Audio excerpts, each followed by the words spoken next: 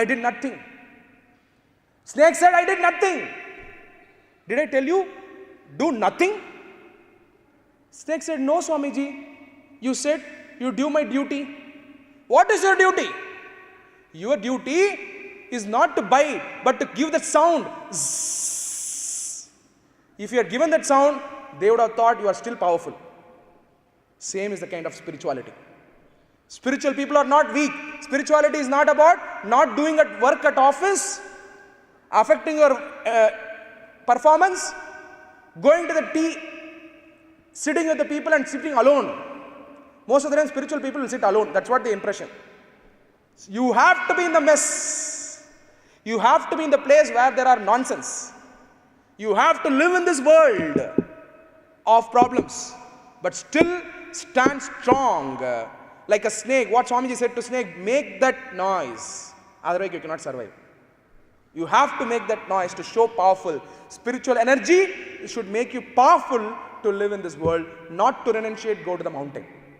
I make this point very strongly with this story because that will only give you the spiritual energy to stay in the country. More than people renouncing and going to Himalayas, we want more people believing on the dharma of this land, Vedas, Vedanta, Upanishads and Bhagavad Gita and the meditation techniques, Karma Yoga, Bhakti Yoga, Jnana Yoga, Raja Yoga, to be in this world, to make this world a global platform where oneness and peace is embraced. And this should be there in your mind. Let me tell you, none of the Western values is more superior than us. We are all misguided. Om Shanti, Om Shanti, Om Shanti. Peace is always there. Today, United Nations talks about global peace. But it is there in our mantras. It is there in our culture. Universal brotherhood, it is there in our culture. If you close your eyes and ears, one sound that you will hear is Omkara. That is the reason Om sound we make. To become biomagnetism, to be attracted to universal magnetism. Your biomagnetism should get attracted to universal magnetism. That is where you do the meditation. Simple, as simple as that. This should be very strongly told, and the spiritual giants should come from living Guru. That's where I am very, very happy to address in Ramachandra Mission that our spiritual gurus in Ramachandra Mission are living gurus who lived their life with spirituality and materially abundantly successful by sharing and caring. Earned with integrity, share with compassion. You see all the gurus here, all those gurus were living with integrity, material progress was byproduct of that, and they shared with compassion. This is the model for India development. This is the model for transformation of India. GDP is not the real measure of the nation. We need more missions like this to transform in this nation, and I want India to be a Vishwa Guru, Bharat to be a Vishwa Guru in the days to come. And it is possible. Your Atma connecting to Paramatma, reaching to Brahman, it's possible. Infinity is being accepted by even the greatest scientists. Even great scientists are still doing research. What is this universe all about? Still they are not able to find, but we have defined universe already. That's called Paramatma and Atma. And how beautiful the human creation is. How beautiful. Let's not waste our life. The Arida Manira Pirapada Aridu. Arida Manidara Pirapada Aridu. Yam Petra inbam Periga Vayagam, not money. Yam Petra inbam Periga Vayagam. You got so much of joy out of meditation. Let you spread that across the world, and the world become one in your hands. This is the message I wanted to give you, and let me close with one last quotation of Swamiji. I want to discuss a lot of things, but still, as time is running short, Swami Vivekananda said, you will learn Bhagavad Gita by playing football. Why did he say this? He did not say, don't read Bhagavad Gita. Many of my friends who don't believe in God will keep saying, Swamiji said, play football, not to read Bhagavad Gita.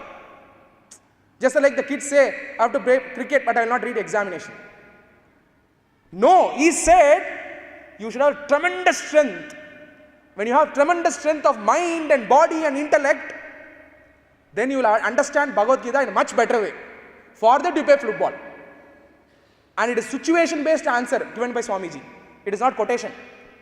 Somebody asked, playing football is good or reading Bhagavad Gita is good? He said, play football, you will develop tremendous strength. And when you develop tremendous strength, then you will understand Bhagavad Gita, Upanishad, Vedas and everything easily. And that's what he says.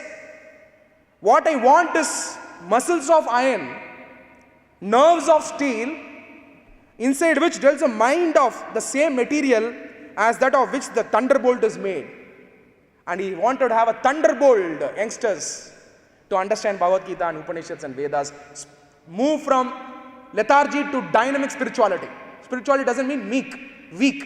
It is dynamism. And you can transform world at large. Transform individual to transform nation. Transform individual through Raja Yoga. Understand themselves. They transform into a better person and they live their life. Every family does Raja Yoga, Heartfulness program. Every family, let's assume in India, does Heartfulness program. Heartfulness meditation.